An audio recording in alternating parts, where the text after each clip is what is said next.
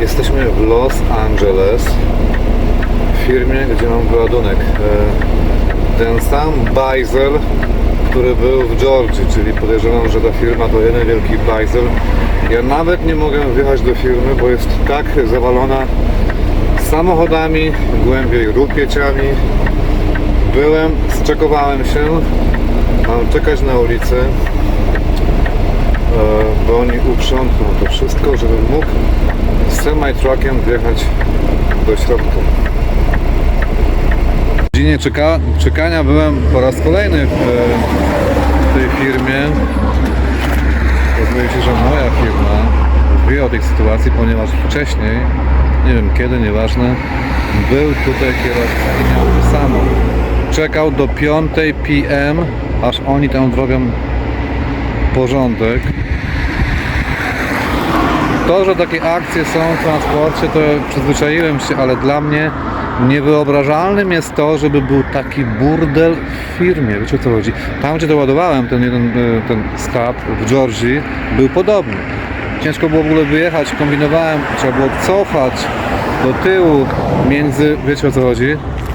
Tutaj, kuźwa, to w ogóle jest apogeum, powiem tak już normalnie, nieporządku. Jak można... Oni powinni wiedzieć, że przyjeżdża truck, że będzie wyładunek, nie są gotowi. Tutaj jest cały dzień robienia porządku. Czekam. Mamy kupę roboty, to się wszystko przeciągnie. Zobaczmy. Ten generator ładowałem w Ocali na Florydzie. W Ocali mieszka w ogóle niedaleko zresztą tego załadunku. Mieszka kto? John Travolta. To ładowałem, te kaloryfery ładowałem w South Carolinie. Te liftgate'y, czyli takie podnośniki na samochody z tyłu windy, mówiąc krótko, ładowałem w Georgii, nad Atlantą. Tam był bałagan, tutaj jest jeszcze gorszy, także tak to wygląda. W ogóle jest poniedziałek, 15 kwiecień, jest godzina bodajże pół do 9 rano. Nie ma szału z pogodą, ale coś tam się przyjaśni, także mam nadzieję, że jesteśmy w Los Angeles.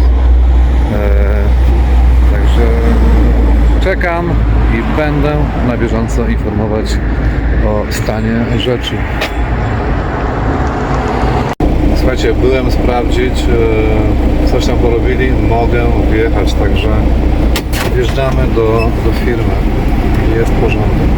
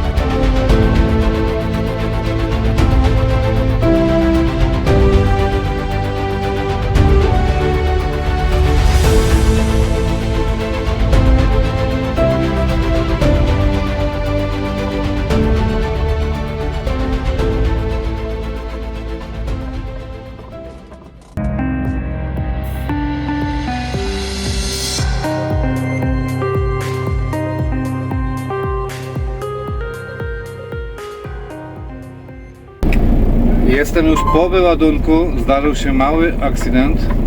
Gość stracił te liftgate'y, spadłem mu z forkliftu, z wózka widłowego. Zdarza się. Słuchajcie, wyjechałem z firmy, oczywiście już przebrałem się. Tutaj nie ma panów driverów. Tutaj chwytamy się za sprzęt i musimy ogarnąć wiele rzeczy, czyli posprzątać po wyładunku. Nie blokowałem im tego ciasnego miejsca, bo mógłbym powiedzieć, jak tu zostaje, bo ja nie mogę wyjechać w czymś takim. O, proszę. Z czymś takim generalnie na ulicę wyjechać nie powinienem i myślę, że nie mogę, bo tam jest bardzo ciasno, także sprzątamy to i lecimy do centrum Los Angeles wrzucić te kaloryfery. Słuchajcie, w tym momencie pokażę Wam pewne urządzenie, które pomaga mi bardzo szybko zwinąć pas w rolkę. Oto ono. To narzędzie służyło do zadawania rand ciętych. Liga rządzi, Liga radzi, Liga nigdy Was nie zdradzi. Kwestia Six Misji, pamiętacie? Kapitalny film. Dobra, Michał, do roboty. Słuchajcie, w tym momencie tutaj jestem już załatwiony. Kiedyś były inne czasy, pamiętam jak CMR-ki wysyłało się, były takie skanery w postaci lokówki. Efekt był po prostu zatrważający, tak kiepski. No w tej chwili mamy smartfony, mamy aplikacje, wysyłamy papiery, skany papierów do firmy. Generalnie jak oryginał nam zginie, to też się nic nie dzieje, ponieważ w firmie to już mają. Mało tego, myślę, że większość firm używa factoringu. Wiecie, co to jest? Także 2-3 dni ten ładunek jest zapłacony, zapomniany. Także lecimy w tym momencie do centrum Los Angeles. Poprosił mnie, żebym delikatnie cofnął, bo on tutaj skręca w prawo.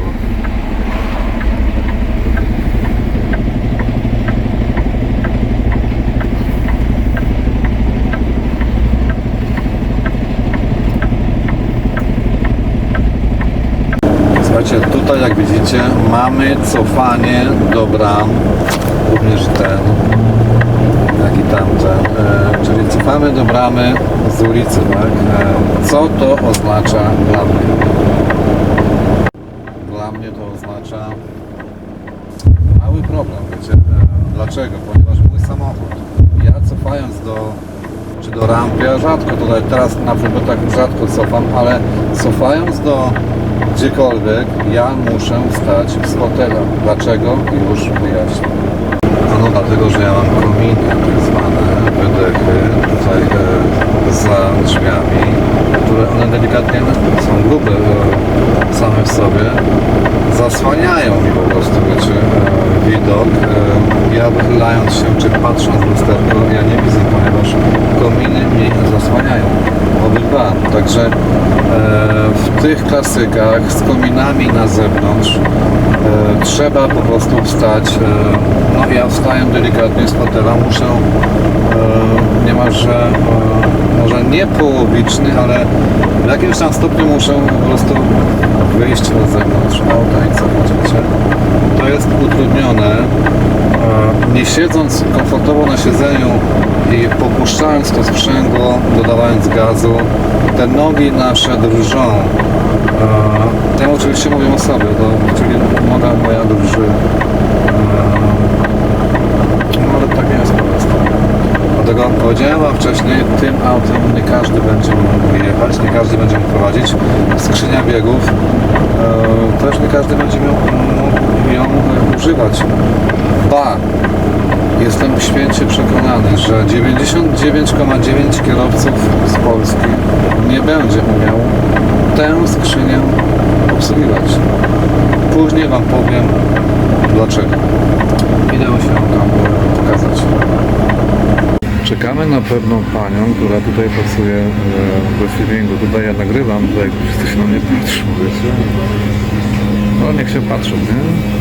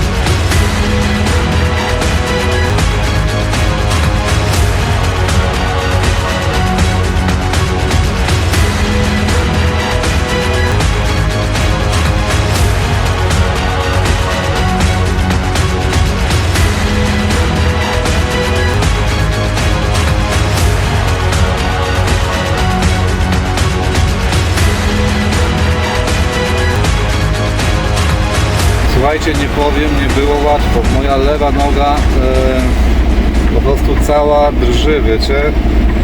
To ja muszę wstać z fotela w ten sposób. Nie siedzę na nim kompletnie, ponieważ muszę wyjrzeć na zewnątrz i cofać tak. To są uwagi jazdy właśnie klasykiem, dlatego nie każdy nim będzie jeździł. Tutaj poza tym nie ma gdzie się wyciągnąć. Ja mam mniejszy skręt.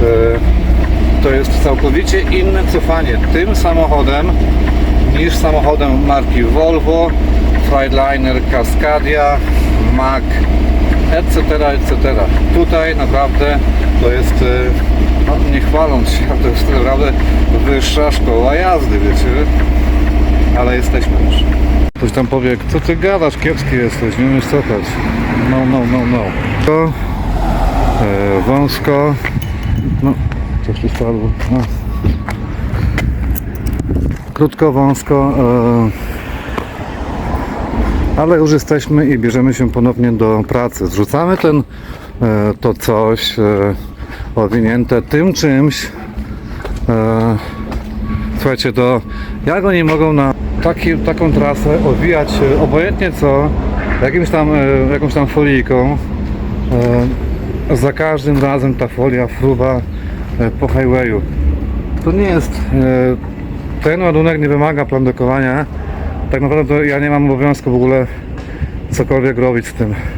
Porobiłem jakieś tam supełki, pęki, poprzywiązywałem, ale taka kaszanka po prostu. W tym momencie odbezpieczamy tutaj te pasy. Te pasy oczywiście podczas jazdy sprawdzamy i to wielokrotnie. Obsługa tego jest banalnie prosta. Tutaj nie trzeba, to nie jest żadna fizyka kwantowa. Także do dzieła. Słuchajcie, generalnie jestem już podpinany, czekam aż podjadą i tutaj to zabiorą. Mam posprzątane, tylko musimy pochować tutaj equipment tak zwany.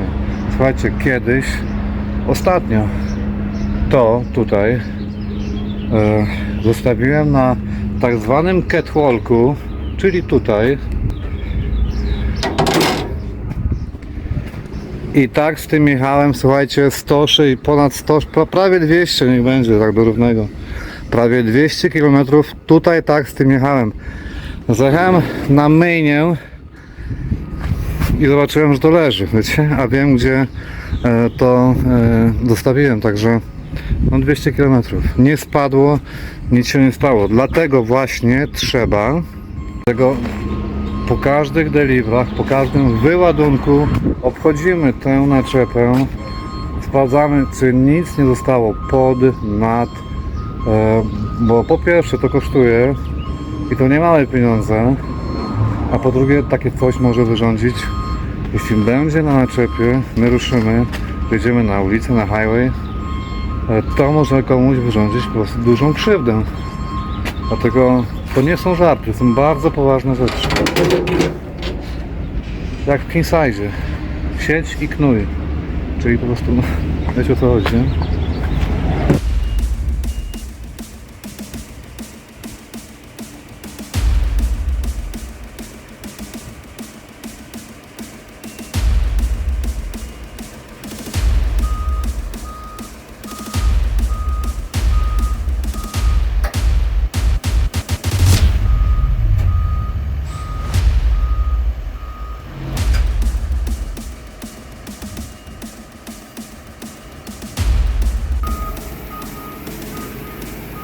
Jak myślicie, co jest bardziej nielegalne i jednocześnie niebezpieczne? To, czy niezapięcie na przykład pasów bezpieczeństwa, co zauważyłem, że spotyka się z niesamowitą falą krytyki. Na przykład na Instagramie byłem świadkiem, jak gość Amerykanin nakręcił filmik, patati, patata, coś tam jedzie. Większość komentarzy pod jego filmikiem to było what the fuck, dlaczego ty nie masz pasów, co to ma znaczyć, etc., etc. Dlaczego tak jest? O tym właśnie coś wam powiem. Słuchajcie, gość mi ruszył łańcuch. Ruszył mi łańcuch tym drewnem, tą paletą. I teraz spójrzmy, co się dzieje tutaj z tym. Nie no, wszystko jest ok.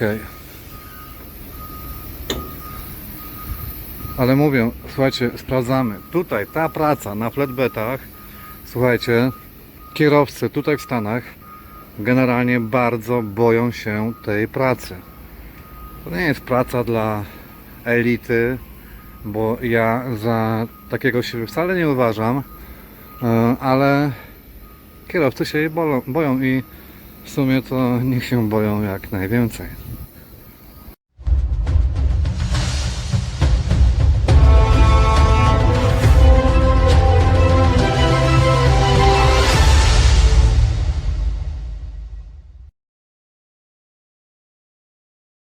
Im bardziej się boją, tym więcej pieniążków wędruje do mojej kieszeni. To jest przecież oczywiste, prawda? Ja jestem z flatbedów bardzo, ale to bardzo zadowolony. Dobra, idę po papiery. Ok, papier podpisany, uciekamy. Słuchajcie, tutaj w Ameryce nie ma CMR-ka, tak? Ja pamiętam czasy, jak każdy kierowca musiał mieć swoje CMR-ki.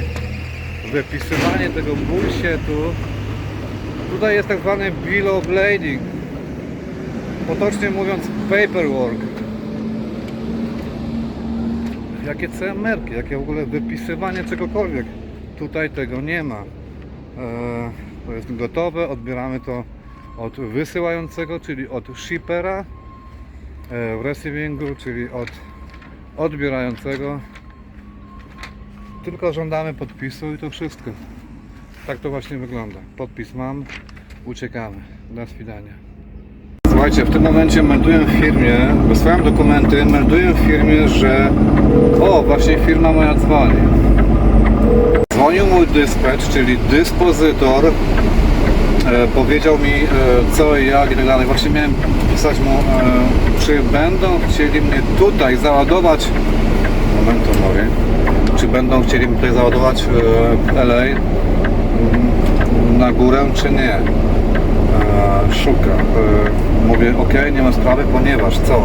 Jeszcze raz wyjdę do tyłu, obejrzę wszystko, czy jest wszystko na swoim miejscu, czy nie ma zbędnych rzeczy, nie zostawiłem ekwipunku, etc., etc. Poza tym pogarnę trochę samochód, bo zawsze to robię. W sumie to jestem pedantyczny, jeśli chodzi o porządek dookoła siebie. No i zrobię sobie kawę. Także czekamy pół godzinki, godzinkę i lecimy do San Jose. Słuchajcie, do San Jose z tego miejsca Los Angeles mamy jakieś niecałe 500 km. To nie jest żadna trasa, to jest tylko podjazd. Słuchajcie, 500 km. Ja tutaj robię taki mój strzał, to jest 3-4 tysiące kilometrów. Ja już to mianowywuję na kilometry. Tutaj mamy do San Jose 500, czyli to jest taki podjazd. Trasa 1000 km dla mnie osobiście to też nie jest żadną trasą. 200 km to jest, no to tak szczerze, no tak na wstecznym biegu, wiecie o co chodzi. To jest inaczej niż w Europie, inaczej niż w Polsce. No, over the road, long distance, to jest w pełni tego słowa znaczeniu. Tak to właśnie wygląda, czyli jedziemy 500 km do San Jose. Oni sobie nic z tego nie robią, że zablokowali ulicę.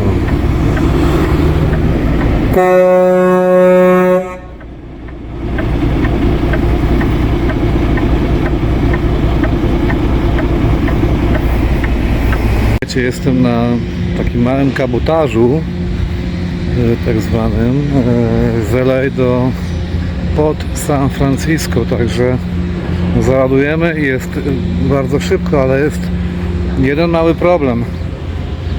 Nadciągają potężne rush hours, tak zwane, czyli godziny szczytu w Los Angeles. Tutaj wszystko będzie stało. Nie zdążę, bo ponieważ muszę wszystko otarpować, czyli oplandekować. Kupa roboty, to jest tutaj takie biuro. 1000 papierów musiałem podpisać. Ale tak bywa czasem. Gate number 1. To jest chyba tutaj.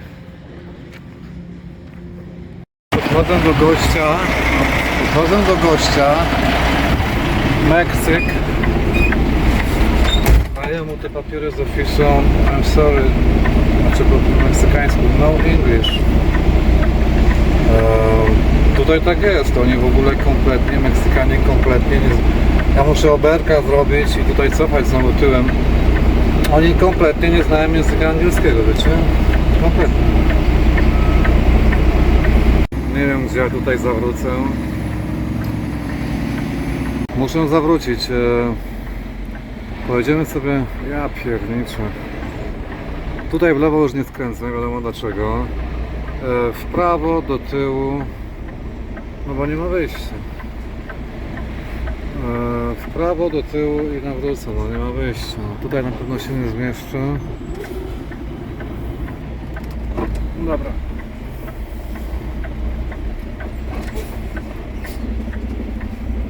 Normalnie masakra, ja muszę cofać. Tutaj się już robi ciasno, gęsto.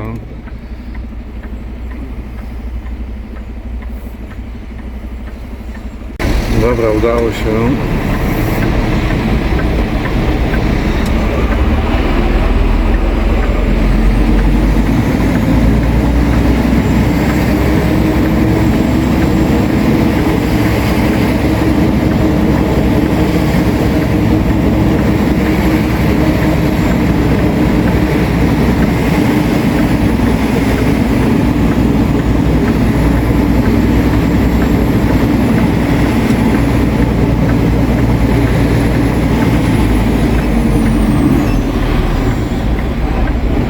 Okej. Teraz tutaj musimy sobie ładnie cofnąć na prawo i on będzie mnie ładował. Jak tam sytuacja wygląda? Myślę, że spokojnie. Okej, enough. Pull it down. Gość w ogóle po angielsku nie mówi, nic, nie mogę się z nim dogadać. Mówię do niego, że chciałem zobaczyć, co jest do załadowania, powiem ci, jak to ładować. A on nic nie. No zobaczymy, no niech ładuje. Już wiem, że mamy godzinę chyba już po 2 PM, czyli po 14. Tutaj mi zejdzie, tu muszę jeszcze oplandykować. I o co chodzi? ELD, tachograf. Jutro mam w sumie chyba pierwszy raz awizo tak zwane, czyli appointment. O 9 muszę być, bo to jest Comcast, potężna firma, operator telewizji, internetu. Tam muszę być o 9. Czyli moje ELD nie pozwala mi być o godzinie 9. Czyli w tym momencie czytajcie między wierszami. ELD, tachograf. Tachograf w Europie generalnie jest nie do ruszenia, bo chyba czasy, kiedy wkładało się magnesy na impulsatory, już minęły. Pamiętam jak dziś, że nie pamiętam, to było chyba w Zgorzelcu na jakiejś stacji. Próbowało się tylko mówić markę samochodu. Wyjmował magnes, ok. Dobra, to robiło dawno temu. W tym momencie nie wiem jak to jest. Chyba nie, to już nie robi. Ale ELD, tachografy amerykańskie. Co robią w momencie, kiedy muszą być na appointmencie, a czas mi nie pozwala, zegar mi nie pozwala. Co robię? Nie wkładam żadnego impulsatora. Tutaj nie ma czegoś takiego. Znaczy, przepraszam, magnesu na impulsator. Generalnie nie mam prawa edycji tutaj tego programu, bo to oczywiście, kurde, za chwilę się w takie korki wpieprzę. Ten Meksior sobie gdzieś poszedł. Już nie przestał już ładować. Załadował tam jeden raz, już go nie ma i już koniec. Ja często, bardzo często, jeśli nie cały czas, zastanawiam się, jak ten kraj doszedł do takiej potęgi. Jak tutaj wszyscy są mega, ale to mega, giga, hiper lazy, czyli bardzo leniwi. Tutaj się, słuchajcie, nikt kompletnie z niczym nie spieszy. Opieszałość tutaj, jeśli chodzi o pracę, to jest na takim wysokim poziomie, że to przechodzi po prostu wszelkie oczekiwania, wiecie? A ten kraj jest potęgą na świecie. Bardzo. Mówię sobie okej, no 500 mil, policzę sobie ciach, bach, trening zrobię, pobiegam. Znowu nie zrobię tego. No. I w tym momencie, jeśli nie mam treningu, jestem bardzo, ale to bardzo zły. Bardzo. Kolejny apacz. Ja piernicz. No comments. Meksykanie. Słuchajcie, jestem już spięty, w sensie ładunek, bo ja to jestem oczywiście bardzo rozluźniony. Pokażę Wam, jak to zrobiłem. Dlaczego tak, a nie inaczej, ok? Ładunek waży 5000 funtów, to jest jakieś 2,5 tony, czyli jest to lekki, bardzo lekki. 4 pasy, te zewnętrzne zawsze na zewnątrz. Dlaczego? Dlaczego tutaj nie po środku? Nie znamy tutaj, tam jest w środku, żeby się nie pękło, nie załamało, czyli na tak zwanych supportach. Tu jest najmocniej, czyli te pasy zawsze kładziemy tam, gdzie jest najmocniej. Tutaj i na zewnątrz też na końcu. 4, ponieważ każdy pas ma 5000 funtów tej siły wytrzymałości, czyli jest ponad 4 po prostu, mogą być 3, raz na środku 2, trzeci dałem 4 po prostu just in case, czyli na wszelki wypadek. Pytałem się jej, tej kobiety, mówię, co jeśli chodzi o plandekę, taką plandekę. Ja mówię, czy jest wymagana? Nie ma. Ja mówię, czy jesteś pewna? Tak, ponieważ mój dyspetch powiedział, że jest wymagana, także nie pandekujemy, uciekamy w tym momencie z Los Angeles w kierunku północnym. Jest bardzo gorąco, ale ja lubię to.